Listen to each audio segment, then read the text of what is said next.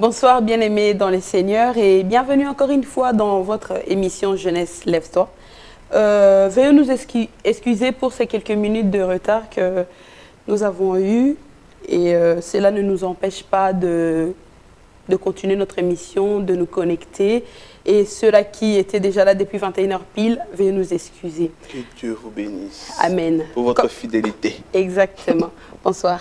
Bonsoir ma soeur, comment tu vas? Ça va, je vais bien. Et Dieu toi? fait grâce. Amen. Ah, on est là encore en direct. On Oui. est là pour votre émission. On va commencer, comme on avait dit la dernière fois, on veut que Jésus soit à côté, il soit aussi dedans. Oui. Et que tout se passe par lui, Amen. avec lui et en lui. Exactement. Donc, pour qu'on soit complet. Là, nous allons commencer. Nous allons continuer notre thème. Je sais que vous êtes beaucoup en train d'attendre pour appeler. Attendez, laissez-nous juste un peu 10 minutes, juste pour introduire, pour bien parler. Et comme ça, après, vous pouvez appeler directement pour continuer notre volet de notre thème, comme on avait dit dès le début, comme on a commencé le lundi. Et là, aujourd'hui, nous allons terminer. Bonsoir, mon frère. Bonsoir, frère. Je laisse ma soeur s'en charger de vous d'abord. Oui, en fait, nous avons eu un petit souci parce que tout le monde connaît le frère qui est là, sous le nom de frère Henri. En réalité, il s'appelle frère Hervé. Lorsque nous avons mis la vidéo sur YouTube, on a écrit frère Henri, mais il s'appelle frère Hervé. Mais je vais quand même le laisser se présenter pour le connaître un peu plus. Merci. Bonsoir encore. Bonsoir. En un mot, hein, frère. Hein. En un mot. Parce que vous êtes un politicien congolais. Vous aimez bien argumenter. Bon, je sais que le frère John a peur, mais c'est pas grave.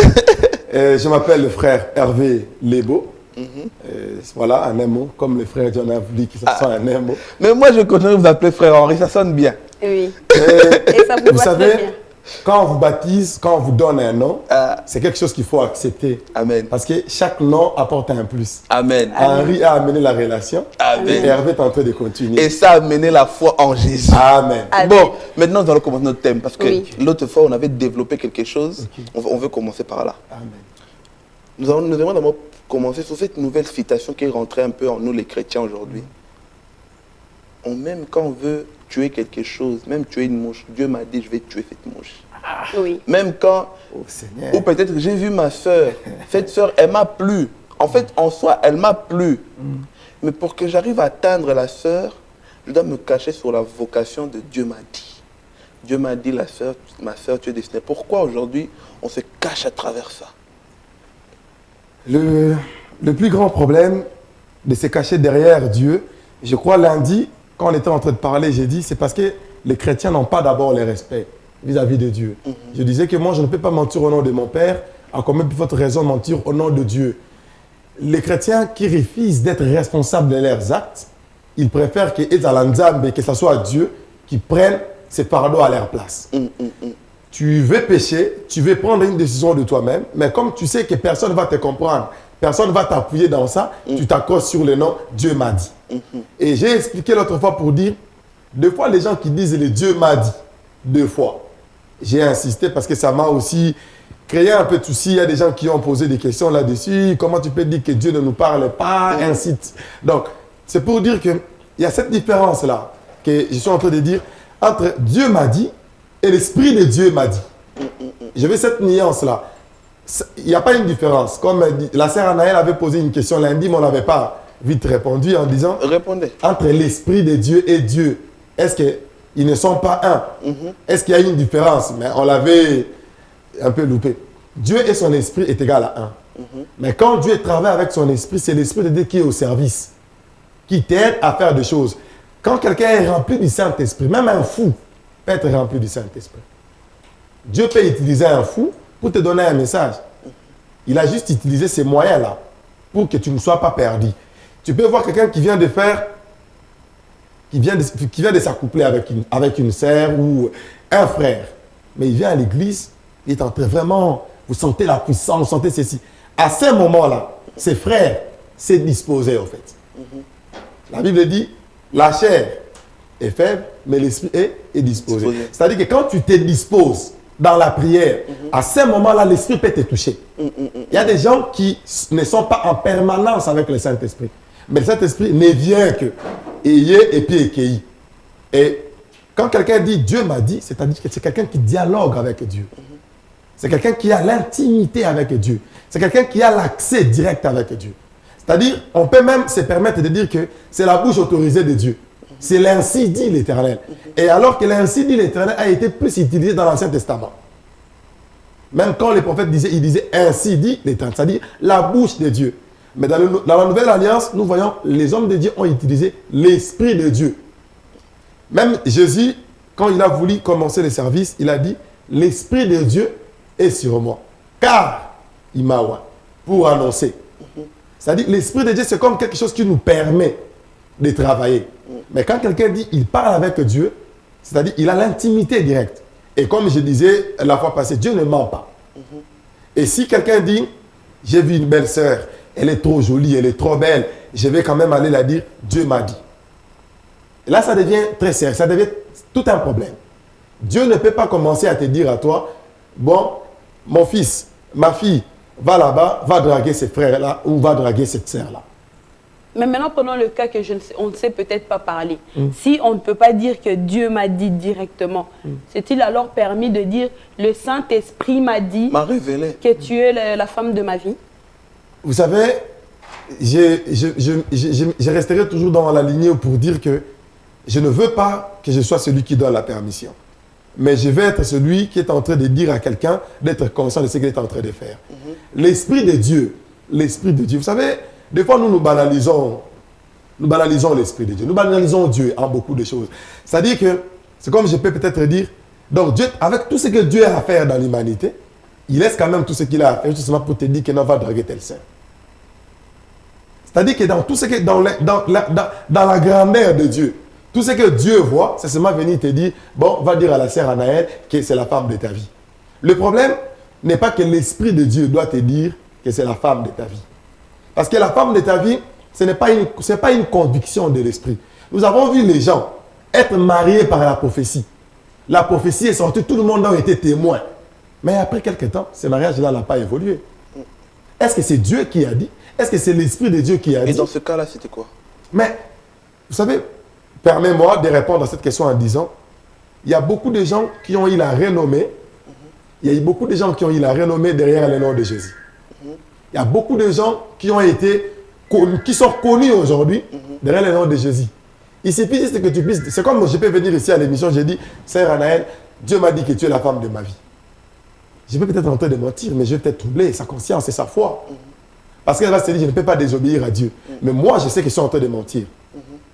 Le problème est que les gens qui utilisent ces mots-là, avant ça, Dieu m'a dit, non, sois responsable, assume ce que tu es en train de faire, ce que tu es en train de dire, et je poserai la question à ces frères ou à cette sœur-là qui dit Dieu m'a dit. Alors si tu es dans le mariage, Dieu te dit, Boma Libal. Tu vas dire? Dieu m'a dit Boma Libal.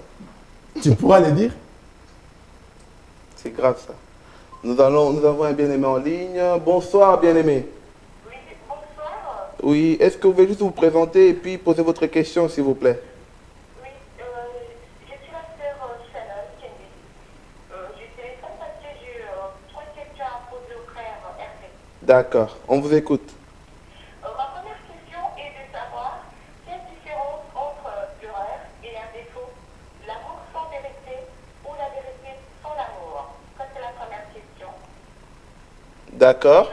Ma deuxième question est que, en fait, un chrétien qui veut que sa fiancée ou sa femme mette des mini-jupes, des décolletés, parce que ça lui plaît. Il aime voir sa fiancée ainsi. Ou encore une chrétienne qui aime voir son fiancé ou son mari mettre de pantalons déchirés, couper ses sourcils un peu bizarroïdes, avec des lignes, bien sûr. Que dites-vous de cela, frère Hervé? Est-ce que toutes ces choses-là, c'est une façon de se séduire en étant dans une relation amoureuse? D'accord. Et la dernière question est, quand on tombe amoureux d'une personne, nous les voyons donc comme si des comptés 4, 9, 10. Tu as pris mon cœur, tu fais battre mon cœur, tu me fais perdre la tête, tu me rends fou, c'est mystérieux. Il n'y a pas de règle pour tomber amoureux. Mais malheureusement, pour faire beaucoup d'éducation nébuleuse, l'homme n'était plus du mot doux. Par contre, nous voyons un autre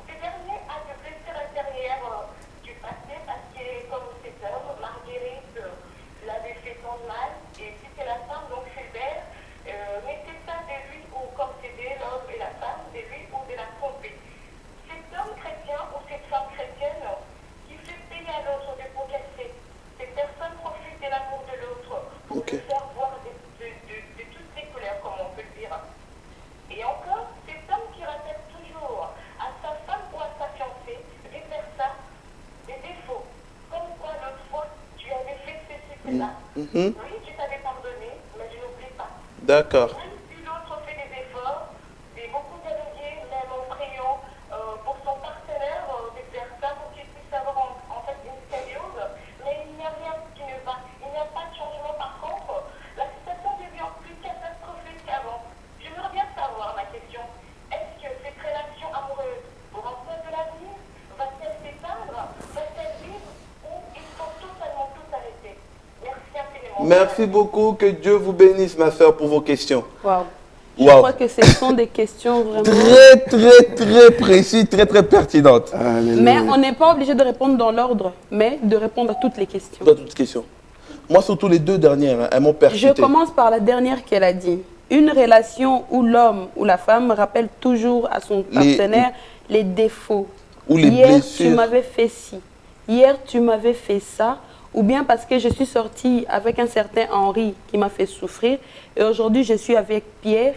Je veux me venger d'Henri à Pierre. Donc, je vais faire souffrir Pierre parce qu'Henri m'a fait souffrir. Donc, en gros, quelqu'un de rancunier qui fait Donc, payer. sa question est de savoir est-ce que cette relation va aboutir à quelque chose ou pas. Donc, vivre avec une personne rancunière, est-ce que ça aboutit à quelque chose ou dès qu'on se rend compte que c'est peine perdue, on doit arrêter?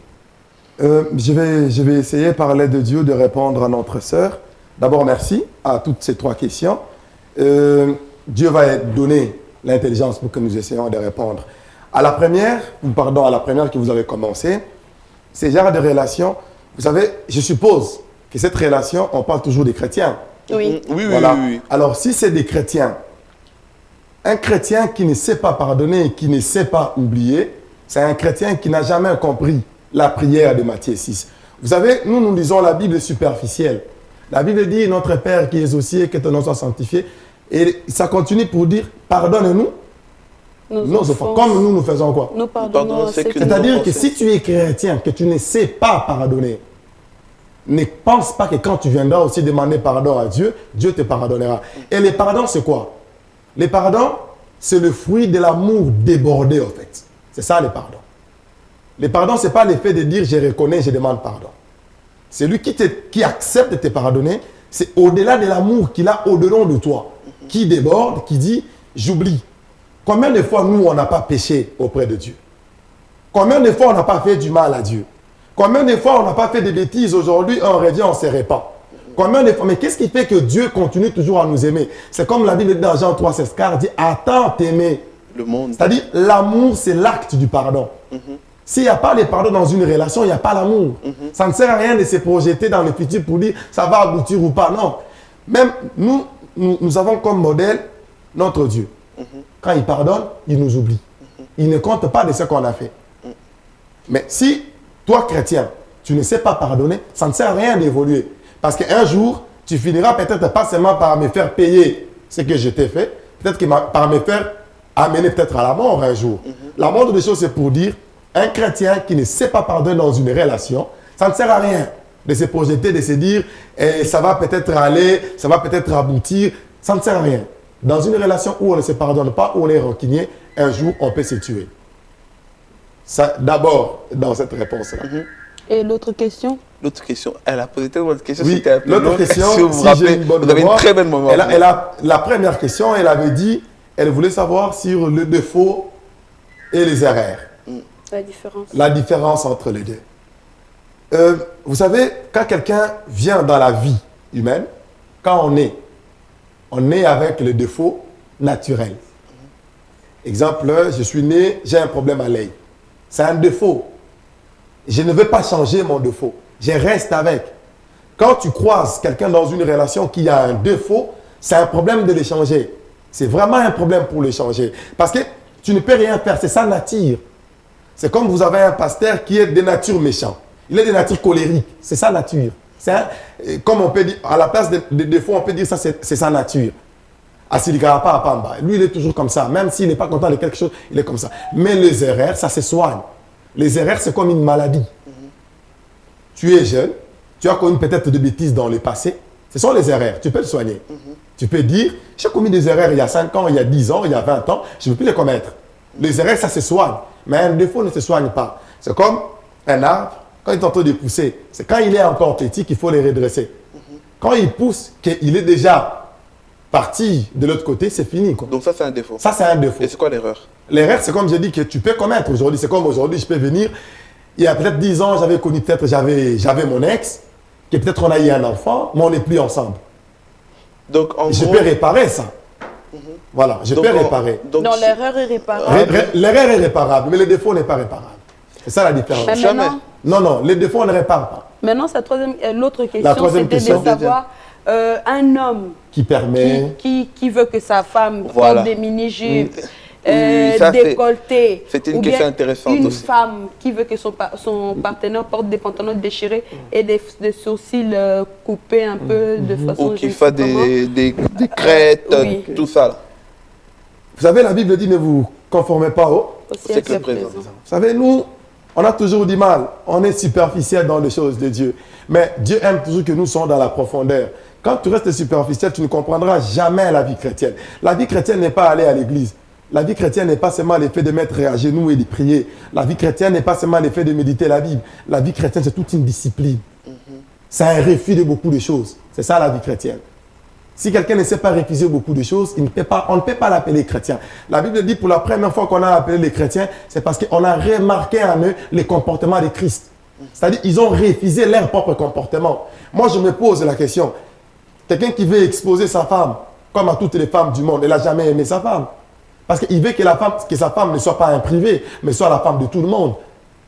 Si tu veux que ton homme soit beau, élégant, tout ce que tu veux, qu'il puisse avoir, je ne sais pas moi, des pantalons coupés, qu'il soit, entre guillemets, swag, mais tu l'exposes dans le risque qu'un jour que vous soyez dans le divorce. Parce que c'est lui qui va peut-être chercher à avoir ton homme. Il va le mettre dans n'importe quelle condition pour l'avoir. Le mieux à faire, c'est de se laisser guider dans une relation par l'aide du Saint-Esprit. Ce n'est pas être fashion, mettre les pantalons ici, ne pas avoir la ceinture, je ne sais pas moi, couper. Je pourrais seulement dire, en gros, c'est comme je pourrais dire, il y a des gens qui s'appellent chrétiens mais qui ne le sont pas. La chrétienté, c'est comme j'ai dit, c'est un refus de beaucoup de choses. Jésus a dit quoi? Si tu ne sais pas haïr ton père, ta mère, tes frères, tu n'es pas digne d'être appelé disciple. Mais si toi, tu n'es pas encore capable d'haïr le monde, haïr bon, je peux peut-être dire la mode, tu es toujours à la page. Ta femme doit mettre de mini. Mais ne sois pas étonné si un jour on viole ta femme. Ne sois pas étonné si un jour ta femme te trompe. Parce que dans l'habillement ou dans la couture, il y a toujours un démon qui est caché derrière. Ça, peut-être les enfants de Dieu ne connaissent pas. J'ai parlé avec quelqu'un qui ne partage pas la même religion que moi, mais il disait ceci, il disait, vous savez pourquoi nous, on s'habille de telle manière? Vous savez pourquoi nous gardons de telles coiffures? C'est parce que nous voulons ressembler à notre croyance. C'est-à-dire, dans chaque couture, dans chaque mode, je peux venir comme ça, je suis habillé là, je peux influencer quelqu'un. Quelqu'un peut se dire, ah, je vais commencer à m'habiller comme les frères Hervé. Et la plupart sont toujours des stars qui influencent surtout les jeunes. Dans l'habillement, même dans chaque coiffure, il y a un démon. Tu peux te coiffer, tu te dis, non, moi je ne me suis coiffé, il y a un démon. Dans l'habillement, il y a un démon. Dans tout ce que tu peux copier, le démon est partout. Maintenant, on doit copier qui alors? On doit copier Dieu. Maintenant, dans la coiffure, Dieu n'a pas fait de coiffure. Comment on Mais voilà, le problème est que les chrétiens veulent avoir une Bible dessinée en fait. Une Bible à sa merci. Une Bible qui lui dit... Qui lui dit tout en fait. Voilà, qui lui dit, non, tu peux mettre, non, ne mets pas tel pantalon, tu peux mettre telle marque te va bien. La Bible n'est pas là pour ça. Vous savez, la Bible nous a donné des priorités en fait, des choses qui sont principales. La Bible nous parle du salut. Le salut vaut plus que tout. Mais si quelqu'un commence à se contenter, moi j'ai toujours dit, je ne sais pas si j'aurai le temps de me faire beau. Moi, naturellement. Et je ne me suis jamais vu être plus beau que quelqu'un d'autre. Parmi les vilains, je suis compté dedans. Je me dis, la beauté n'est rien. Parce que à chaque fois que tu vas commencer à regarder à ta beauté, tu seras d'abord trop sûr de toi. Et tu seras orgueilleux. Et Dieu n'aime pas les orgueilleux. Mon frère, la réponse elle est claire. On continue dans la suite. Le scandale dans nos églises, nous avons des chantres qui sont saintes, mais on n'a jamais célébré leur mariage. Qui sont enceintes. Oui. Hors le mariage. Oui. Comme, que doivent faire les pasteurs qui ont des chantres? Par exemple, je chantais dans une église et puis demain je suis enceinte. Le pasteur, il doit faire quoi? Me suspendre ou me laisser chanter parce que j'ai une belle voix? Le monsieur qui joue à la guitare, qui est enceinte, un enfant d'autrui. Que doivent faire les pasteurs? Le laisser jouer à la guitare parce qu'il n'y a personne d'autre ou ils doivent le suspendre? Ok. On va répondre encore, toujours que Dieu nous aide à donner une réponse. La première des choses, lundi, si vous allez vous souvenir, j'ai dit, les chrétiens aujourd'hui ne sont plus encore conscients de dire que je me conduis mal, suspendez-moi. Vous savez, nous avons besoin d'avoir, dans cette génération, Bien-aimés dans le Seigneur, bonsoir. Allô? Oui, est-ce que vous pouvez juste vous éloigner de votre télé ou votre ordinateur, s'il vous plaît, pour qu'on vous entende très bien? Oui, allô, vous m'entendez? Oui, je vous entends très bien. Bonsoir. Oui, bonsoir, maman. Ou sœur. Je m'appelle Marie, c'est quelqu'un qui prend un côté Oui, on vous entend, maman. pour au thème. Ici, j'aimerais d'abord savoir, ici, comme on est en train de parler de relations amoureuses j'aimerais savoir ici, est-ce que les divorces est autorisé? Est-ce que tous les mariages qu'on bénit à l'église, ce sont des mariages autorisés par Dieu?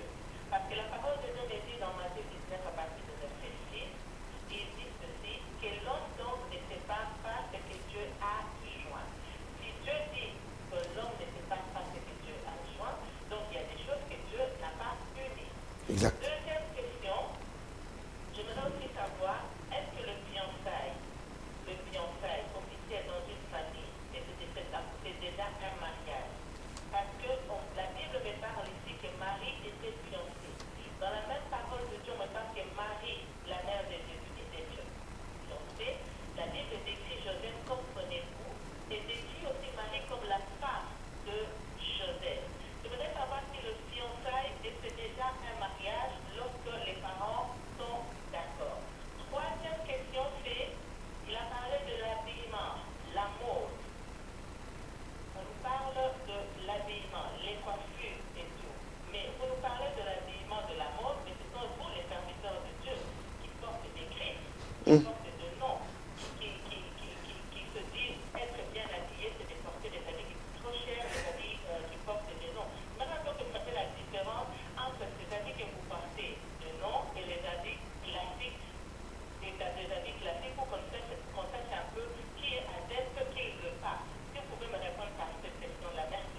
Merci Merci. beaucoup, maman. Que Dieu vous bénisse. Commencez juste par la dernière question. Bah, la dernière, parce que j'aime bien la dernière. La C'est dernière. vous, les hommes de Dieu. Vous êtes devant vous nous montrer comment être propre. Mais quelque part, vous nous dites ne vous conformez pas au siècle présent. Maintenant, finalement, on doit suivre quoi? Ce que vous dites ou ce que vous faites? Le problème est que, d'abord, merci à la sœur Marie, le problème est que tout homme de Dieu n'est pas homme de Dieu. Tout homme de Dieu n'est pas homme de Dieu. C'est-à-dire? C'est-à-dire que ce n'est pas l'effet que tu t'appelles apôtre que tu es apôtre. Ce n'est pas l'effet que tu t'appelles homme de Dieu que tu es homme de Dieu. Le problème est que la Bible dit mes brebis me connaissent et ils entendent ma voix. Vous savez, c'est nous qui aidons ces hommes de Dieu-là à progresser et à rester dans l'erreur. Si nous avons le courage de dire à nos pasteurs, aux hommes de Dieu tout autour de nous, que vous ne vous comportez pas bien, vous n'êtes pas modèle, ils vont changer. Mais si nous ne disons rien, nous taisons, le Messie ne va plus encore redescendre pour aller au film. Jésus ne va pas commencer à dire, c'est à nous, c'est notre travail. La Bible dit, nous sommes des sentinelles pour les uns les autres.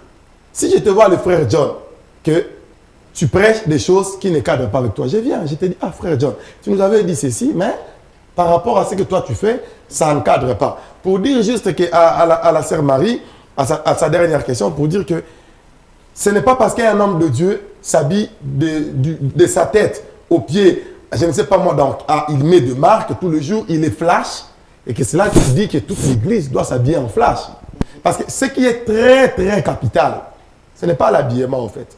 Voilà pourquoi moi, ça me fait mal quand les chrétiens se préoccupent de ce qui est charnel. L'habillement, même pas seulement parler du ciel, il suffit juste que tu meurs. tu ne pars avec rien. Et je ne sais pas si ici en Europe aussi c'est pareil, mais en Afrique, on va acheter une belle veste, mais on ne va pas te laisser partir cette veste-là comme ça. On va le déchirer en fait. Pour vous dire que ça n'a plus de valeur. Ici, on part quand même avec. Hein. Mais comme je disais, en Afrique, si on te mène une belle, tu es un bien complet, on va le déchirer. Comme dit toujours Salomon, vanité de Vanité. Ça me servira à quoi de venir tous les jours, je suis flash, je mets de marque, je mets ceci, et puis voilà. Un pasteur, vous remarquez seulement, je ne vais pas m'attaquer aux hommes de Dieu, mais je le demande par amour. On peut être petit, mais peut-être qu'on peut leur donner conseil. Quand on est un ministre, on est un modèle, pas pour soi, mais pour plusieurs. Un ministre d'État n'est pas seulement ministre de lui-même. Sa vie ne dépend plus de lui-même, mais dépend de la population et du gouvernement. Quand tu es un homme de Dieu, tu ne dépends plus maintenant de toi. Ta coiffure ne dépend plus de toi. Ta vie ne dépend plus de toi, dépend des autres. Voilà pourquoi ce n'est pas à lui de dire que moi, je veux me coiffer comme ça. Non, il a un regard. Et il y a des gens qui les regardent, qui ont besoin qu'un jour que mon fils soit comme les pasteurs. Un jour que ma fille soit comme maman pasteur. Voilà pourquoi j'insiste pour dire, les ministres de Dieu ne vivent pas pour lui. Okay. Donc du coup, on ne doit pas suivre ce qu'ils disent, mais on doit pas peut-être se focaliser sur ce qu'ils font, mais on doit suivre plutôt ce qu'ils disent en fait, c'est ça? Dans la réalité, on doit suivre et leur habillement et leur prédication. Parce que quand Jésus prêchait, et les Pierre et les autres, André, s'habillaient comme Jésus. Ils ont porté tous les messages complets de Jésus. Oui, mais parce que eux, ils se disent que c'est pas parce que je suis chrétien que je dois m'habiller comme n'importe comment.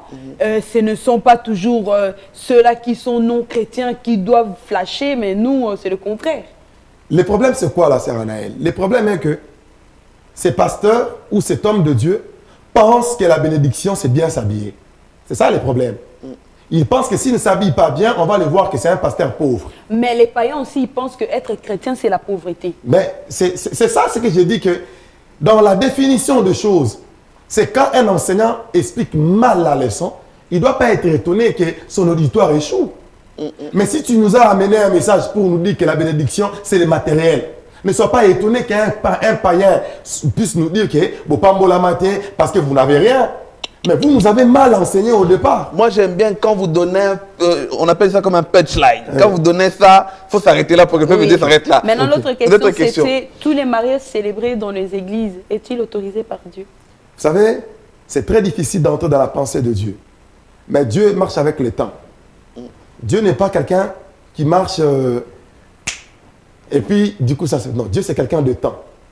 C'est-à-dire Dieu, on découvre ce qui est de Dieu avec le temps. Les hommes sont sentimentaux. Les hommes de Dieu sont aussi sentimentaux.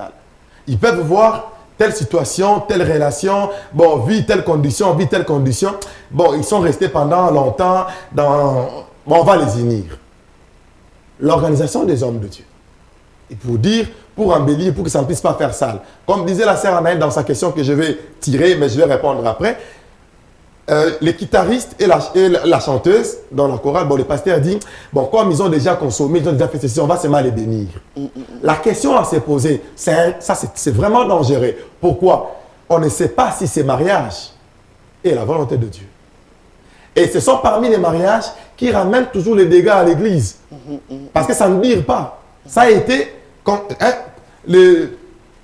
venant des hommes en fait. Un homme de Dieu a juste voulu que bon, on va embellir. On a vu les frères John et la sœur Anaëlle. Bon, comme on dit à Lingala, on va essayer de corriger. Venez, cherche quelque chose, va dans la famille de la sœur. Et après, vous savez, le diable, quand il veut se démarquer, il aime juste quand les choses deviennent en fait officielles. En fait. Le diable, quand les choses sont encore officielles, il ne vient pas. Quand ça devient officiel, c'est là où le diable vient. Juste pour vous montrer que vous étiez dans les règles. Et pourquoi alors aujourd'hui, on peut remarquer, on a beaucoup d'églises où les pasteurs ils sont en train d'inciter les jeunes à se marier pour être à la limite en fait dans les services et pour être en fait dans le, comment dire, dans les normes. Ok. Et en quelque sorte, ça peut relever aussi une autre question. Est-ce que le pasteur se soucie vraiment plus de leur image de l'église ou se soucie vraiment de l'épanouissement de ses fidèles? Que les hommes de Dieu prennent un grand cœur Parce que, vous savez, les hommes de Dieu, des fois, ils sont humains. Hein? Qu'on n'oublie pas. Les hommes de Dieu, ils peuvent être spirituels comme Moïse. Mais ils finissent par être humains comme Moïse aussi.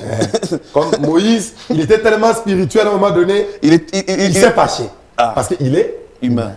Et en étant humain, deux fois, étant parents, ils peuvent conseiller aux jeunes de l'église, au lieu de faire le copinage, au lieu de faire ceci, ça je dis bien un conseil, étant parent. Vous voyez, ça ne fait pas propre. Si vraiment tu aimes la sœur, épouse. Cela ne veut pas dire que le pasteur est la bouche autorisée de Dieu. Il a conseillé d'abord comme un parent, pour dire ça ne fait pas propre. Parce que vous savez, à un moment donné dans la vie, si on te conseille trop et que tu n'écoutes pas, on va commencer à aller dire, bon alors si tu aimes cette sœur, va alors l'épouser. C'est-à-dire, on t'amène dans cette condition-là parce que toi-même d'abord, tu ne veux pas laisser ça. S'il y avait moins de copinage, ou comme je peux dire, voilà, moins de concubinage, les moins de kibomaka ou à l'église, les pasteurs n'allaient pas inciter les gens à aller. Vous savez, quand tu es pasteur et que dans ton église, il y a trop de concubinage, ça salit l'église. Ben, c'est là qu'on revient à la... Donc, tu te soucies plus de l'image de l'église. Non, je vais dire une chose. Vous savez, j'ai dit une chose ici. Un homme de Dieu ne vit pas pour lui. Il vit pour les autres. Vous imaginez, comme une sœur m'a posé la question aujourd'hui, si je suis pasteur, évangéliste, je suis qui? Je suis frère, tout court. Mais admettons un jour, je deviens pasteur. Et dans mon église, j'ai 100 membres. Mais j'ai 80 membres qui sont dans le concubinage. C'est quand même très sale. Oui. Humainement d'abord. D'accord. Maintenant, par rapport à ma question là. Imaginez-vous, moi je suis un jeune chez vous. Je vis peut-être dans le concubinage. J'ai 23, 24, 25, 26 ans. Mais je n'ai pas de travail. Mais vous m'invitez à me marier. Comment je veux m'occuper d'une femme si mais moi, comment déjà tu vis dans le concubinage avec cette fille-là? Parce que tu n'as pas le travail. D'accord. Mais enseignez-moi peut-être arrêter le concubinage. Mais si vous m'enseignez de me marier, or que je n'ai pas de travail, comment je vais faire? Le problème est que, frère John, les mariages n'est pas l'argent en fait. Mais comment on va vivre? Mais comment après le mariage, comment vous vivez déjà dans les concubinages? Ils sont CPS. On s'épaisse parce que alors, moi j'ai peut-être mon 300 ou mon 500. Je vais évoluer. Je me comptais de m'occuper de moi. Frère John, oui. Lundi on a dit que les mariages, c'était de trouver une femme qui va faire les restes de la continuité de ta vie. C'est-à-dire, si tu as 100 euros, celui qui est les restes de la continuité de ta vie n'a pas besoin que tu commences à toucher 1800 quoi. Avec 100 euros, vous allez vivre et tu seras heureux. Mais maintenant, si je n'ai pas 100 euros. Même si tu n'as rien. En fait, vous savez, on a essayé de chosifier tout aujourd'hui. Les mariages, il faut une belle salle, il faut des voiles. On doit se comprendre. Attends, moi, complètement. Parce que moi, je ne parle pas du fait de réaliser le mariage. Je parle du fait que moi, je ne travaille pas. Je ne sais même pas m'occuper de moi-même déjà. Tu sais, les filles vont se fâcher. Attendez, frère, qui se fâche. Le plus important, on touche la vérité. Moi, je me contente déjà de le peu que j'ai. Je me rame déjà. Mais vous, en étant pasteur, vous me dites, frère, vous devez vous marier. Mais frère John. Attendez, frère, je termine ma question. Et moi aussi, parce que pasteur a parlé, je vois le pasteur comme la bouche autorisée, je prends aussi la femme. Et je ne vais pas tarder tellement que pour moi c'est officiel, moi la Liboso, deuxième enfant. Du coup, j'ai toujours pas de travail. Comment maintenant je vais nourrir ces personnes-là? Je vais vraiment revenir encore là. Frère John, je ne sais pas, moi je ne vais pas condamner les enseignants. Oui, ne le condamne pas. Mais je vais quand même dire, tout c'est un problème d'enseignement. Si tu enseignes à quelqu'un que pour te marier, il faut avoir beaucoup d'argent, il faut avoir les salaires, il faut avoir ceci, alors nous ne devons pas dire que les autres ont l'esprit de célibat. Nous ne devons pas dire que les autres ont l'esprit de ceci, parce qu'ils n'ont pas de moyens. J'insiste. Vous savez, quand nous lisons la Bible, des fois, j'ai dit ça au début de l'émission, et je continue encore à dire, nous sommes trop superficiels. Dis-moi, Dieu dit à Abraham de quitter sa patrie, de quitter la vie là où il était. Il lui a dit où est-ce qu'il allait partir. Incognito. Dieu dit à Abraham, habillement, va, sans travail, sans rien, juste avec sa femme et son neveu. il devait partir. Où? Est-ce qu'à ce moment-là, Abraham a commencé à dire que Ève, c'est une charge, il faut que je me débarrasse. Sarah, plutôt, vous voulez dire. Je vais évoluer. La femme n'est pas une charge. Tout dépend toujours de l'enseignement. Ah, il y a des femmes, mais aujourd'hui, c'est l'une des le charges. problème, c'est quoi? La femme reçoit ce qu'on lui donne. Frère, retiens. Quand tu vas voir la femme que tu veux épouser, si tu lui dis, hein, je gagne 200 €, dans sa tête, elle va essayer de voir comment vous allez vivre avec ces 200 €. Et si je tombe sur une matérialiste? Bon, maintenant, moi, j'arrête un peu frère John et je termine les questions de maman Marie. Maman Marie. En fait, elle voulait savoir les fiançailles. On doit les considérer déjà comme un mariage parce que les parents ont accepté. Cette question, vraiment, j'ai aimé. Elle a donné même l'exemple de Marie et Joseph, en disant que la Bible a considéré Marie, qu'elle était déjà la fiancée de Joseph. Les fiançailles, quelque chose qui est officiel, quelque chose que nous connaissons, la famille connaît, comme on avait dit lundi. Quand tu as déjà prédoté, la famille te connaît déjà que c'est les fiançailles. Et mon pasteur a toujours dit, les fiançailles, c'est quand tu verses la dot. Là maintenant, il va un peu loin en disant que les fiançailles, c'est quand tu donnes la dot. C'est-à-dire, on vous reconnaît que c'est X, c'est Y. Étant des enfants de Dieu, cela ne suffit pas. Les enfants de Dieu ne se limitent pas seulement à la famille. Pour que ton mariage soit sauvegardé. Maintenant, c'est là où nous disons, devant Dieu et devant les hommes. Et quand tu prends cet engagement, et c'est là où les hommes de Dieu bénissent les mariages. Les hommes de Dieu font juste la bénédiction du mariage. Maintenant, frère Hervé, répondez-moi par un oui ou un non, et puis développez. Le fiançailles est-il considéré comme un mariage, on va habiter ensemble et consommer? Oui ou non? Non. Ah, donc chacun doit vivre chez lui. Hein. Pourquoi? Parce que c'est biblique. La sœur Marie, que Dieu vraiment la bénisse. Parce que quand elle a cité le nom de Marie et Joseph, nulle part on a dit qu'ils cohabitaient. Parce que s'ils cohabitaient, Joseph n'allait pas s'étonner d'Élie à Suzanne. C'est-à-dire que... Oh frère, vous avez déjà développé, pourquoi vous voulez aller en profondeur? Vous êtes déjà clair. Ça veut dire que... sinon Jésus allait naître de Joseph. Voilà, on n'allait pas douter. Donc ça veut dire que les fiançailles, c'est pas cohabitant ensemble. Voilà. Frère, arrêtez là. Moi je veux bien quand vous êtes clair. Donc du coup, lorsqu'il n'y a pas cohabitation, il n'y a pas consommation. Tu l'as dit. Merci. La dernière question de Maman Marie. Non, c'était la dernière. C'était la dernière, hein? Oui. Et nous, on continue avec nos questions. Moi, j'aimerais quand même en profiter pour commencer déjà, parce qu'on a reçu 4 questions de bien-aimés qui nous ont posées par écrit. Donc, ce sont des questions précises, parce que comme vous développez bien, je préfère poser ces questions-là avant que l'émission s'attende, parce que les bien-aimés, ils attendent. Je vais commencer par une première. Une sœur, elle nous a écrit. Elle a dit qu'elle vivait dans une relation avec un homme. Normal. Ils faisaient tout. Ils couchent ensemble, ils s'embrassent, etc. Au fur et à mesure d'avancer, elle, c'est une chrétienne qui veut pratiquer. Mais au plus ils avancent, le gars, c'est un chrétien tantôt plus tôt. Et elle a décidé de stopper la relation. Elle a décidé de mettre des clairs en disant que non, maintenant, on ne peut plus continuer comme ça. On doit arrêter tout ce qui est relation sexuelle. Mais le garçon aussi a accepté. Là, ils sont en train de continuer. Mais elle se rend compte que malgré qu'elle a stoppé ça, et que le garçon a accepté, les garçons ont accepté, elle a l'impression que leur relation ne plaît toujours pas à Dieu.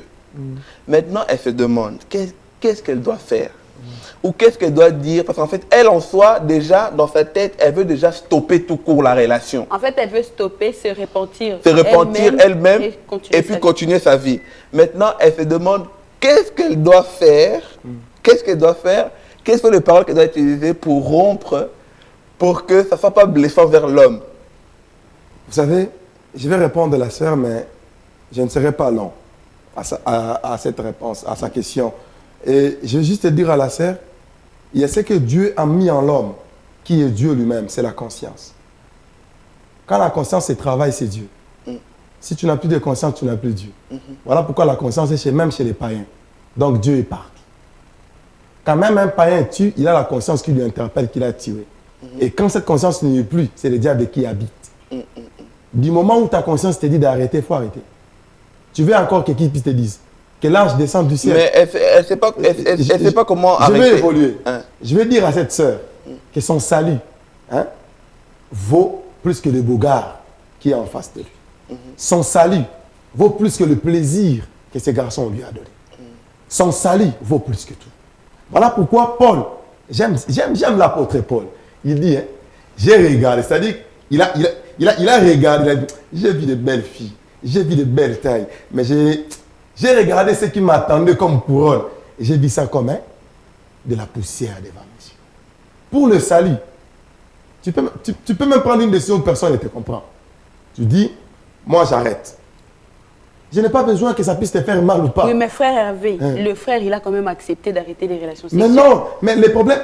Vous savez, moi, je suis en train d'insister. Vous savez, quand vous parlez toujours les sexes, vous allez faire comprendre aux gens que le péché n'est que le sexe. Le sexe, c'est le double péché. Ça n'a rien à voir des autres péchés là. Quand d'abord tu pêches en faisant le sexe, tu pêches d'abord contre toi-même. C'est ce que dit la Bible. Contre toi-même et tu pêches contre Dieu. C'est là où les gens mettent un peu trop de marteau là-dessus. Parce que c'est le double péché. Mais il y a plusieurs péchés. Plusieurs. Comme j'ai dit là, la petite pierre et la grande pierre. J'ai commencé en disant qu'il faut même arrêter les bisous. Parce que si tu veux arriver au sexe, il faut commencer par les bisous. Et surtout ici en Europe, les bisous, c'est comme un bonjour. Dans les trams, dans les métros, partout. Et c'est ce qui fait que ça continue, ça évolue, et ainsi de suite. Vous savez, moi, je ne veux pas aller loin à cette sœur. Je vais juste dire à la sœur, si sa conscience lui a parlé. Vous savez, même quand on prêche, la parole doit croiser la conscience de l'homme pour que l'homme soit transformé. Si une parole sort et qu'il n'y a pas la conscience dans l'homme, l'homme ne va jamais être transformé. D'accord, donc elle doit arrêter. Mais c'est clair. Ok, mais qu'est-ce qu'elle doit dire? Il n'a rien à dire. Qu'elle dit stop. Ok, que Dieu vous bénisse. Non, j'ai plus envie, je m'arrête là. Ben oui. Je ne peux pas poser la question à la sœur si c'est le premier ou c'est le deuxième. Mais quand on arrête, on arrête.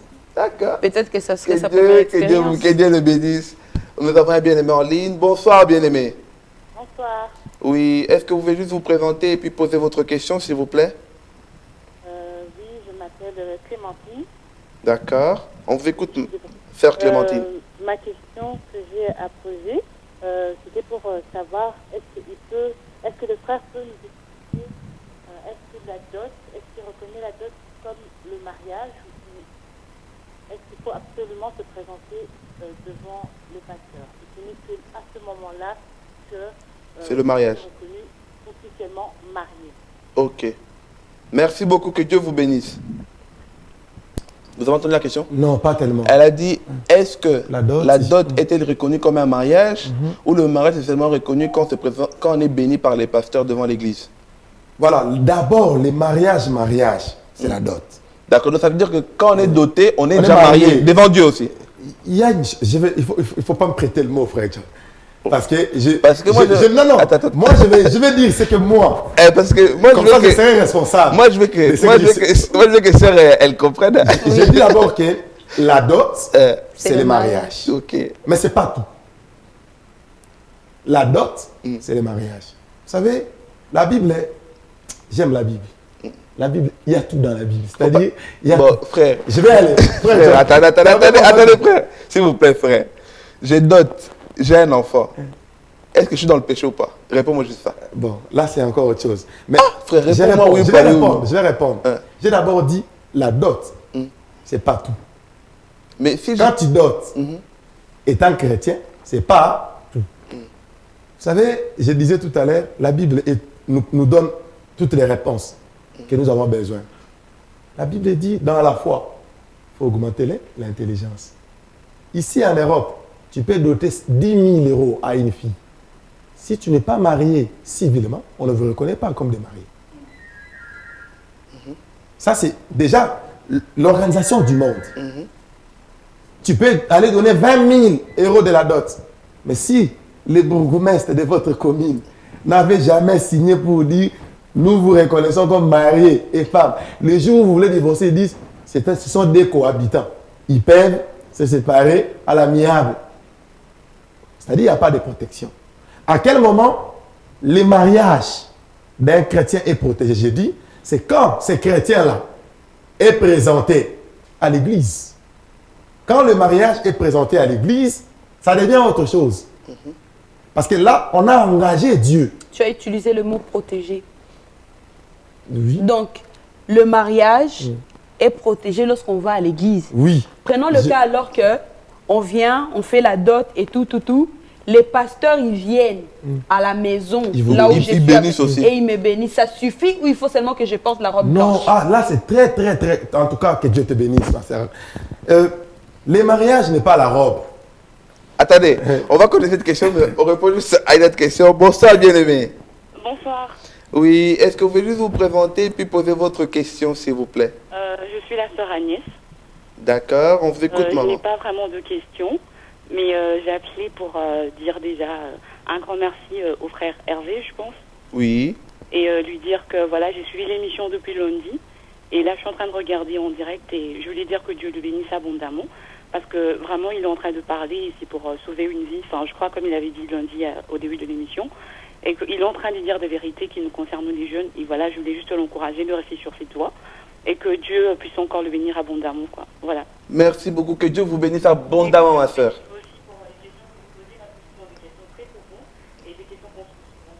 Merci beaucoup. Que Dieu vous bénisse encore, ma soeur. Au revoir. Voilà. Donc, le mariage, c'est la robe Attendez, blanche, attendez, c'est ma la soeur. bénédiction. Qu'elle répond peut-être aussi à la, Merci, à la soeur. merci la sœur Agnès. D'accord. Priez toujours pour nous. Parce que ce n'est pas du tout facile, étant jeune, Oui. de dénoncer ou de dire ce qu'on est en train de dire. Oui. Priez toujours pour nous. Merci. Vraiment, c'est ce que j'ai à te dire. Et je reviens pour dire que... Continuez à notre Oui, question, oui, mon frère. oui, c'est la question. C'est Oui, la question, oui. frère John. Frère John, même pas un verre d'eau. Non, comme ça. moi, je je- vais faire même une pause. Non. Non, j'ai évolué. On est, La on est sœur en Anaëlle- hélicoptère sœur aujourd'hui. Anaëlle, je vais juste te dire que le mariage n'est pas la robe. Le mariage n'est pas la robe. Vous savez, les mariages, c'est le mélange de deux paroles. Même à l'église, les pasteurs peuvent venir à la maison, ils vous bénissent. Mais quand ils vous bénissent, ils posent toujours une question. Veux-tu la prendre ou les prendre comme époux ou épouse? Quand vous dites oui, c'est dans votre oui que les pasteurs scellent. Et c'est là où la Bible maintenant intervient pour dire c'est que l'homme a scellé ici et aussi scellé. Et c'est là où la Bible vient dire que personne ne sépare. C'est que Dieu a réuni. Quand c'est la famille qui vous unit, si vous voulez finir cette histoire, vous devez arranger avec cette famille. Mais quand c'est Dieu, c'est là où l'intervention arrive qu'il n'y a pas de divorce. D'accord. Frère, avant, pour terminer cette question, parce que cette question, c'est tout un débat. Moi, je repose ma question. Vous répondez par oui ou non. Je dote une femme. Nous avons encore une autre Et question. puis, et puis, on a un enfant. Je suis dans le péché ou pas? Oui ou non? Nous avons Je- une question. Bien-aimé, bonsoir. Allô, bonsoir. Oui, est-ce que vous Bonjour, pouvez... Maman Marie. Je voulais aussi poser d'abord une question selon le mariage. Je sais que mon bien-aimé est en train de parler. Et comme il a dit que le mariage, pour que le mariage coutumier soit reconnu devant Dieu, il faut que ça passe devant l'Église et devant les autorités du pays. Et maintenant, c'est les gens qui font le mariage, les faux mariages, qui amènent pour que la personne ait de papier. Ils amènent ça devant les hommes, ils amènent ça devant l'État et ils amènent ça à l'église pour faire bon genre afin d'obtenir le papier. Est-ce que ce mariage-là est considéré devant Dieu, d'autant plus qu'une personne s'est mariée normalement, coutumièrement, et n'a pas continué son mariage jusqu'à l'église? Lequel de mariage est le vrai mariage? Merci beaucoup de répondre à la question. Merci beaucoup, Maman Merci, Marie. Maman Bien-aimé, vous Marie. avez soulevé des questions. Vous permettez que je réponde Oui, vite à oui, Maman oui. Marie. Maman Marie, dans la chrétienté, dans la vie de la chrétienté, il y a des disciplines et il y a des choses qu'il faut toujours chercher à accomplir. Vous savez, tu peux croire au Seigneur Jésus-Christ aujourd'hui et si le Messie rentre après 10 minutes de ta croyance, tu peux être sauvé parce que tu n'as pas eu de baptême. Mais si tu as encore le temps, il faut te baptiser. Mais si tu y as déjà donné la dot, ça te coûte quoi d'appeler ton pasteur de venir te bénir? Rien du tout. Ça te coûte quoi d'aller voir à la commune où tu nous payeras peut-être que 100 € pour régulariser ton mariage civilement? Ça te coûte rien. Le plus grand mariage qui coûte cher, c'est la dot. Les autres mariages à la commune, c'est 200 €. Les pasteurs, des fois, ils ne demandent rien. Même pas des fois, mais ils ne demandent rien. C'est-à-dire que le mariage qu'on peut considérer, moi je dis, étant un enfant de Dieu, il y a des choses que nous devons nous présenter devant Dieu. Seigneur, je ramène mon épouse, je ramène mon époux devant toi, Dieu, devant les hommes. Nous prenons cet engagement. Et c'est cet engagement-là que j'ai dit, protège votre mariage coutumier. Sinon, si vous séparez, l'Église va dire, bon, nous, on n'était pas au courant de la chose. Bonsoir, bien-aimé. Oui, bonsoir. Oui, est-ce qu'on peut juste vous présenter et puis poser votre seule question, s'il vous plaît, comme ça on va gagner du temps. Oui. Je suis la sœur Perside en direct d'Alost. Oui. Et je vous suivais, voilà. Et j'ai une question pour frère Hervé. Oui. On vous écoute, ma soeur. Frère Hervé, vous parlez des relations entre copains et copines. Et moi, j'ai juste une question. Je sais pas, j'ai jamais vu dans la Bible, on a écrit il faut pas avoir des copains. Tu vois? D'accord. Donc, votre question, c'est... Et ma question est celle-ci. Est-ce qu'on peut avoir une relation sans... avoir une relation sans sexe, c'est un péché ou non? Ok. Merci. Que Dieu vous bénisse, ma soeur. Donc, on va d'abord terminer avec la question de Maman Marie. Oui. Quel est le mariage qu'on doit considérer? Oui. Le mariage qu'on est parti à la commune et à l'église ou le mariage qu'on est passé à chez les à la parents? famille et puis à Donc, l'église. Maman Marie, dans la vie chrétienne, il y a des aventuriers. Hein? Ce n'est pas parce qu'aujourd'hui, quelqu'un s'est fait appeler frère qu'il est automatiquement sérieux. Il y a des gens qui sont moins sérieux au nom de Jésus. Il y a des gens qui font des bêtises au nom de Jésus. Il y a des gens qui sont moins sérieux. Mais vous savez, je vais évoquer quelque chose que Maman Marie a dit là. Quelqu'un qui a aimé quelqu'un juste pour les papiers, il a fait ce genre de formalités là. Il y a dans ces mariages-là, de quelqu'un, soit il est sans papier ou il a des papiers, c'est toujours complexe. Pourquoi? Peut-être au début, soit le Messie ou la personne qui n'avait pas de papier était vraiment amoureux. Mais peut-être qu'il a subi des choses qu'après un temps, il n'a pas supporté. Parce que ça arrive toujours, quand tu es en position de faiblesse, tu acceptes tout. Si tu veux avoir des papiers, viens dans ma famille. Si tu veux ceci, on va à la commune. Si tu veux ceci, épouse-moi, on va à l'église. Bon, le frère, il est dans les besoins. Qu'est-ce que tu veux qu'il fasse? Il va essayer d'aller dans cette histoire-là. Pourquoi? Parce que quand dans une relation, il y a trop de conditions, on risque de te donner ce que tu veux, mais pas obtenir le but, en fait. Tu sais ce que j'aime chez le frère Hervé? C'est qu'il nous emmène toujours, on prend le bus, on prend le métro, on prend le train, on continue. Quel est le mariage qu'on doit considérer? Lequel qu'on doit considérer? Si, étant un enfant de Dieu, Frère, si tu as déjà donné la dot et que le mariage n'a pas été à l'église, on ne le considère pas. Va à l'église pour faire valoir. J'ai commencé en disant qu'ici, Sœur Anaël, j'ai dit, même la nature nous enseigne. Tu peux faire 10 ans avec quelqu'un, tu as payé la dot. Si vous voulez vous séparer, la commune dit, nous, on n'a rien à voir là-dedans. C'est-à-dire qu'on ne vous considère pas. bon, Mais maintenant, la sœur la qui a sœur qui aimerait demandé. répondre. Frère, il reste très peu de temps. On a encore beaucoup de questions, donc réponds-nous par tic-tac. On peut Je vais répondre avoir à la une sœur, c'est la relation sœur Perside. Hein? Oui. Oui, est-ce qu'on peut avoir une relation amoureuse amoureuse sans sexe. sans sexe? C'est un péché. C'est un péché? Et voilà, bon, elle a peut-être dit aussi au début, est-ce que c'est où écrit, est-ce que c'est écrit dans la Bible, copain et copine? Vous savez, les chrétiens d'aujourd'hui, c'est comme j'avais dit, aiment une Bible. Il nous prend encore le... Dessiné. Non, frère John, aide-moi, la sœur Anaël m'a aidé. Vas-y. Une Bible. Décidé. Et avoir une Bible dessinée, moi j'aimerais aussi que la sœur Perside me dise, où est-ce que c'est écrit dans la Bible qu'il faut avoir un modérateur qui doit mettre une cravate? C'est ça le problème. Que la sœur Perside me dise aussi, où est-ce que c'est écrit dans la Bible? Réponds-la, s'il vous plaît. Mais je vais répondre, Oui. je vais répondre. C'est-à-dire quoi? Je vais juste te dire à la sœur Perside, nous nous conformons par rapport à ce que l'Esprit nous inspire. Nous avons une autre question. Bonsoir, bien-aimé. Oui, bonsoir. Oui, est-ce que vous pouvez juste vous présenter et puis poser votre question, s'il vous plaît? Oui, je suis la sœur Belinda. Je voulais poser une question. Oui. On vous écoute, notre sœur Belinda. Je peux poser une question à Lingala? Oui, maman.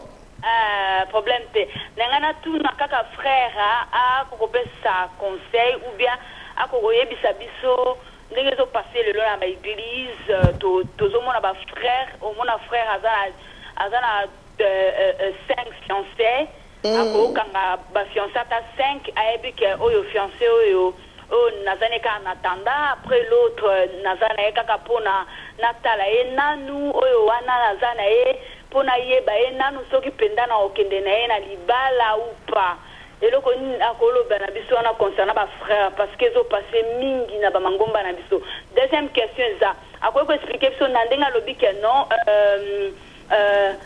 mariage eza reconnu eza mariage oyo eza il faut avoir la pembe siko akopesa biso exemple ya Jacob qui était nzambe achanzaki akomaki Israël akopesa biso exemple na ye ake kobala na famille moko oyo baza bato banguma melaka bikeko libala na bango ezoleka na ndenge baparent ya mwasi balingaki sikoyo wana eza mariage moko eza reconnu par Nzambe ou pas. Merci beaucoup. Merci beaucoup, maman. Nzamba Pambolo, vraiment ma casse. Dans ma question, cher Jacob ici, je ne dois pas oublier cette question là par rapport à Jacob. Première question. Les frères qui ont 5 fiancés, je dirais même les sœurs aussi qui ont 5 fiancés. Oui, mais si tu sais juste répondre à cette question et l'autre que tu n'avais pas fini en même temps. Ok, merci Sœur Belinda pour la mituna nayo. J'ai fini d'abord la avec première. J'ai fini avec la Sœur Perside. Parce que celui des 5 fiancés là, moi je vais m'en charger. C'est pas grave. Comme ça tu vas me rappeler si jamais j'oublie. Et j'ai fini avec celle de la Sœur Perside. Les copinages, on a insisté pour dire que c'est pas biblique. Peut-être que la Sœur Perside ne nous avait pas suivi le lundi, mais on a encore dit que c'est pas biblique. Elle veut inverser. Mais c'est comme je l'ai dit, si elle veut inverser, c'est comme aussi je crois qu'elle est chrétienne. D'accord. Pour la réponse maintenant, pour qu'on termine avec non, bon, pour dire à la Sœur Perside, le copinage n'est pas permis. Est-ce qu'une relation, donc même si... C'est pas permis, c'est pas permis. Donc même pour le sexe, déjà, ça sert à rien. D'accord, ok. Mais s'il n'y a pas de copinage, comment on devient fiancé pour aller au mariage? Là, vous avez ajouté une question, je ne répondrai pas à la Sœur Belinda. Ok. Nous avons une autre question. Bonsoir, bien-aimé. Bonsoir. Oui, est-ce que vous pouvez vous présenter puis poser une seule question, s'il vous plaît, parce qu'on a encore beaucoup de questions en attente. C'est la sœur Christina de Paris. Oui. Alors, j'ai une question. Je voudrais savoir qu'est-ce que le frère Hervé pense des jeunes couples, qui sont en relation. L'homme, il enceinte la fille et... L'homme quoi?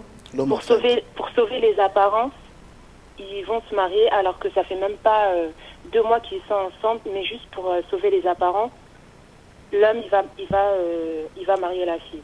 Ok. Alors qu'il prévoyait même pas de rester avec elle. D'accord. Merci beaucoup ma soeur. Que Dieu vous bénisse. Au revoir. Ah là là là là.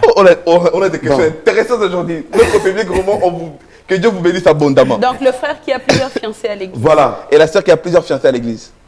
Vous savez, il faut que la discipline soit restaurée à l'église. Et ainsi que les bêtises ne vont plus continuer. Vous savez, quand Jésus a vu qu'il y avait trop de bêtises à l'église, il a instauré une discipline. Il a chassé. Il a dit, il est écrit que ma maison sera appelée une maison de prière et non une maison de... Moni, aujourd'hui à l'église, on fait maintenant, il y a des commerces à l'église. On commerce le copinage, on commerce les fiançailles, on commerce. Il y a maintenant les vendeurs et les acheteurs dans l'église. Si Dieu permet, avec le temps, on parlera sur les vendeurs et les acheteurs. Maintenant, à l'église, c'est ça, c'est le commerce. Moi, je suis beau, toi, tu es belle, on va s'essayer, donc je te vends, tu m'achètes. Pour dire juste à la sœur, c'est la sœur Belinda, à sa question que il faut que la discipline revienne à l'église de tels frères et de telles sœurs, nous devons les chasser de l'église. Il faut les chasser. Ainsi que la crainte va se saisir des autres pour que ça ne puisse pas continuer. Parce que si vous laissez quelqu'un comme ça, il va peut-être aussi dire, ah, mais lui il fait ça, on ne lui fait rien. L'autre aussi va faire aussi, ainsi de suite.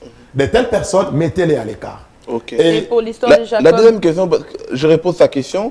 Vous avez dit que le mariage officiel doit seulement se présenter à l'église. Oui. Mais la deuxième histoire de Jacob, qui est parti dans la famille de Rachel et Léa, il me semble. Hein. Voilà. Cette famille-là ne priait pas le Dieu de Jacob, mais il a épousé ces femmes. Ils ont demandé la dot. Ils ont donné la dot et ce mariage-là a quand même été reconnu par Dieu. Oui, oui. Maintenant, si on peut transférer cet exemple-là par rapport à la situation qu'on vit aujourd'hui. Moi, je vais me marier dans une famille qui ne prie pas mon Dieu ou qui ne croit pas en Dieu, tout simplement, mais qui me demande la dot et que je donne cette dot-là. Est-ce que je suis marié ou pas? Oh Seigneur. Vous savez, je vais toujours vous dire une chose. J'aime l'évolution du Saint-Esprit. Quand le Messie est venu, il a éclairé sur le domaine du mariage. Quand vous lisez dans 1 Corinthiens, parce que la sœur nous a parlé de jeunesse, mais dans cette époque-là, si aujourd'hui je lui dis que, bon, non, qu'il n'est pas dans la famille Moyana, qui va m'accepter aujourd'hui? Personne. C'est-à-dire qu'il y a de ces choses qui se sont passées dans la Bible pour nous servir de leçons. Et ce sont des choses qui, à cette époque-là, un chrétien doit d'abord connaître l'histoire de la Bible. Et dans l'histoire de la Bible, à cette époque-là, Jacob, il était d'abord quelqu'un qui vivait dans le péché, il a fui. Il s'est retrouvé là où il s'est retrouvé. Et après qu'il est revenu avec ses femmes, si vous regardez dans l'Ancien Testament, on risque de dire que, alors dans cette génération aussi, un frère peut vous dire, alors son Abbasing Balé Pexamion, Jacob Goutabalara Yaranalek. Bon, faute de temps, nous allons prendre une dernière question et nous allons demander à la régie de ne plus prendre des appels parce que nous arrivons à la fin. Et nous allons juste répondre à la question de la femme, de la maman qui la sœur, pour terminer cette dernière question. Elle a demandé pour le frère qui épouse la femme juste parce qu'elle est tombée enceinte. Donc pour rattraper son erreur en fait. Oui. Si ce frère est en train de m'écouter, ou si cette sœur connaît que cette situation-là, si c'est prêt à être fait ou exécuté, je demande à cette sœur d'aller dire à ses frères d'arrêter. Pourquoi? De ne pas y aller. Vous savez, quand tu couvres ton erreur, tu ne sauras plus t'en sortir dedans. Mais quand tu acceptes ton erreur, ça peut t'épargner de beaucoup de choses. Il y a des hommes de Dieu, il y a des enfants de Dieu qui ont accepté de couvrir leur erreur. Je disais tout à l'heure que l'erreur se soigne. C'est une maladie, ce n'est pas un défaut. Mais quand tu couvres ton erreur, tu ne veux pas soigner cette erreur-là, ça peut te créer des problèmes. Je pose maintenant la question. Admettons que ce frère est appelé un jour à un ministère.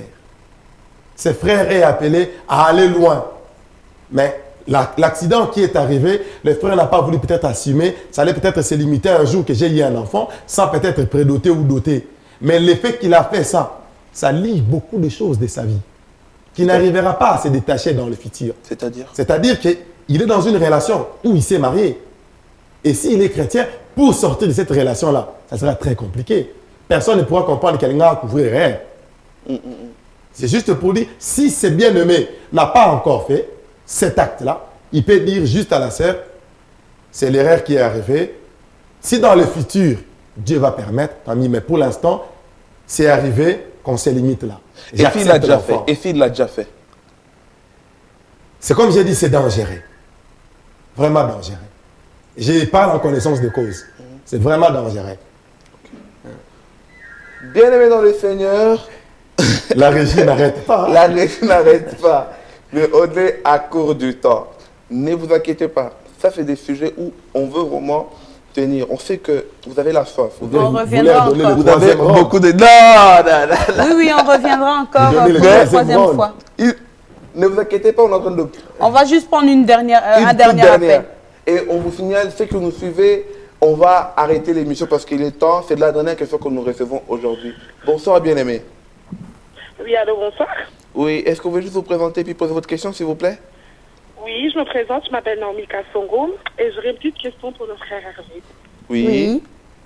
En fait, ce serait pour savoir si on est en relation avec quelqu'un et que voilà, tout va bien, on est amoureux l'un et l'autre, et juste dans le côté corporel, il veut pas comprendre que je veux plus par rapport à mes convictions, par rapport à ma religion, etc. Comment on doit réagir? On doit quitter cette personne ou on doit rentrer, on doit faire des prières? Comment ça se passe? D'accord. Merci beaucoup, ma soeur. Que Dieu vous bénisse abondamment. Le frère Hervé va vous répondre. Oh, que Dieu te bénisse, sœur Naomi Kassongo. Donc le frère ne comprend pas et elle fait quoi? Et le frère veut seulement les autres. Comment il doit faire? Non, éclaircissez-moi la question. Donc, je réponds à la question parce que vous avez compris, vous faites genre. Donc, la sœur vit dans une relation.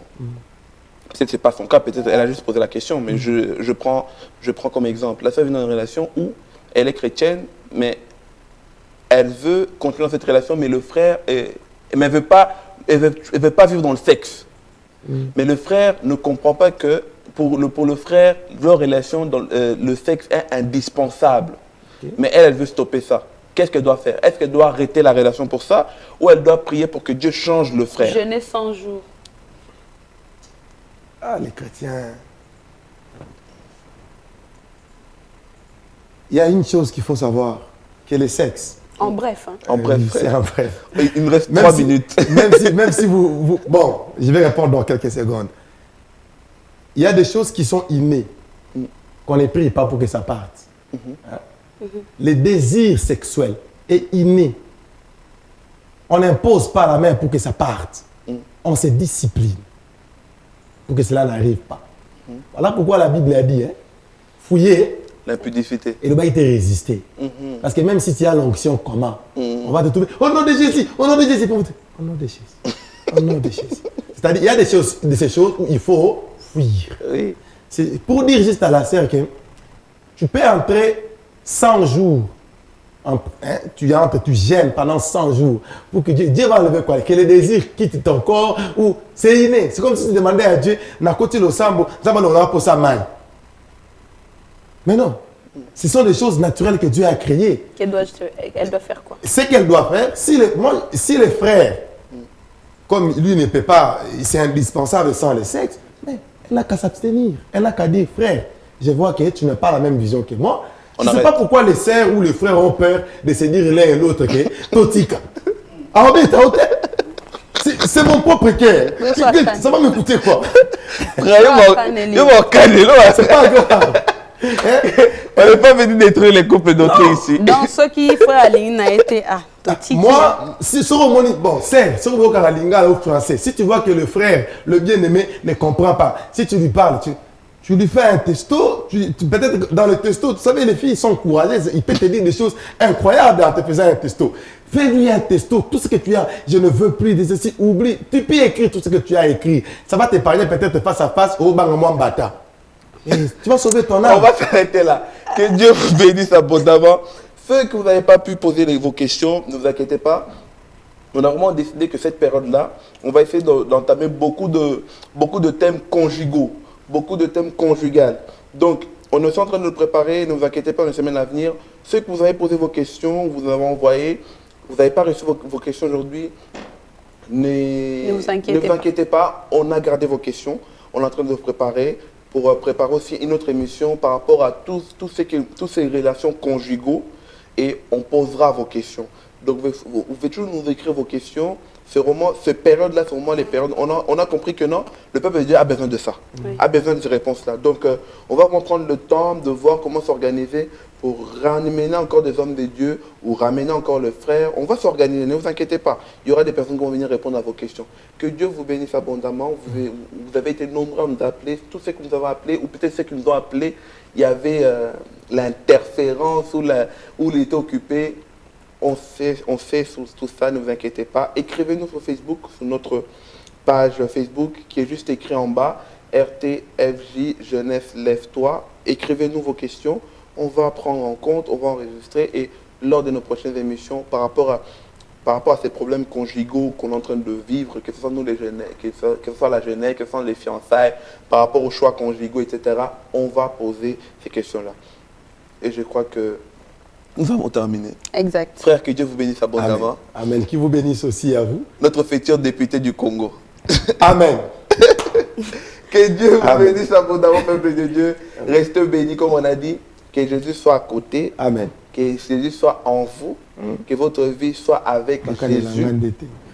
Beaucoup de frères, tes frères, évangile. Que Dieu vous bénisse abondamment. Amen. Au revoir. Au revoir. Que Dieu vous bénisse dans vos maisons. Toutes les bonnes choses. Amen.